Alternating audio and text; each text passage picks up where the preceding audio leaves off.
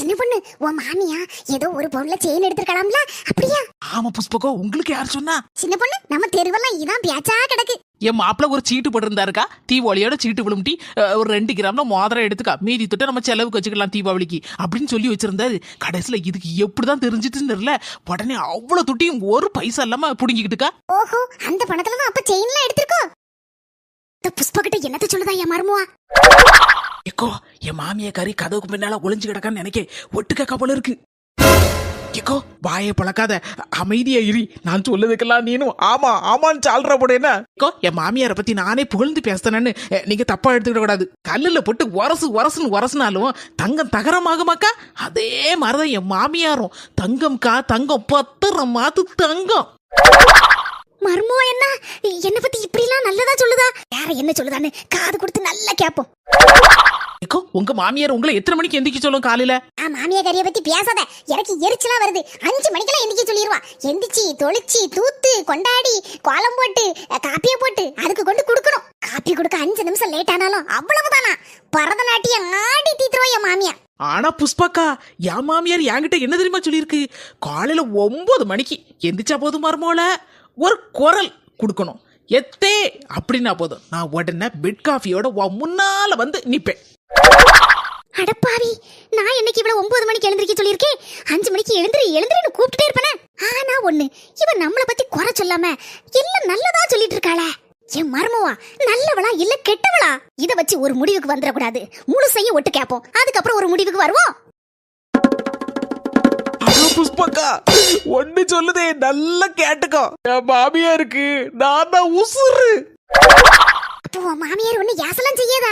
இல்லக்கா, ஒரு வார்த்தை கூட யாசாதுக்கா.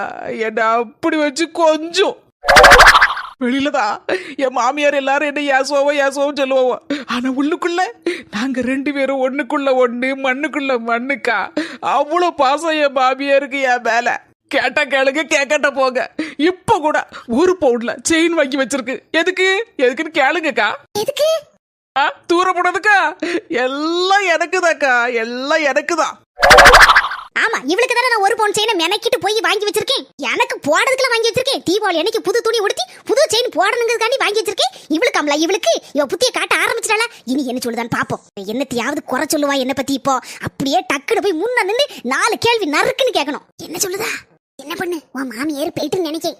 அது முழுசையும் கேட்காம போகாது. சும்மா இறங்கி அங்கனதான் நிக்க போல இருக்கு. சத்தம் கேட்ட மாதிரி இருக்கு. என் மாமியாரு என் நாத்தனாருக்கு கூட கொடுக்க மாட்டேன், என் மருமகளுக்கு தான் அந்த செயின்னு சொல்லி எங்க வீட்டுக்காரர்கிட்ட சொல்லி இருக்குக்கோ.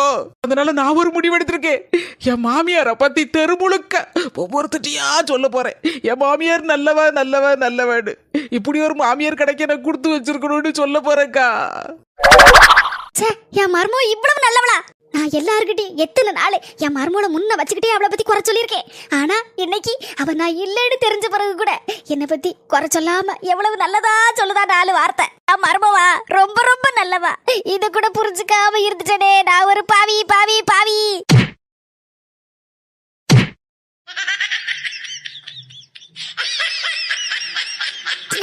மாமியார் வருது. என்ன மீன் வாங்கினிய? மருமோல என்னாச்சு? மூஞ்செல்லாம் ஒரு மாதிரி வாடி போயிருக்கு. ஒண்ணு இல்ல மருமோல. என்ன மருமோல வாயை பழக்க? உனக்கு தான் அந்த செயின். என்னத்தை சொல்லுதியா? மனசோட அடி ஆழத்தை இப்பதான் மருமோல நான் நல்லா புரிஞ்சுக்கிட்டேன். அதனாலதான் மருமோல சொல்லுதேன், இந்த செயினை நீனே வச்சுக்க. ஏத்தே, உங்க கையால போட்டு விடுங்கத்தே. அடப்பாவியலா, அழாத மருமோல.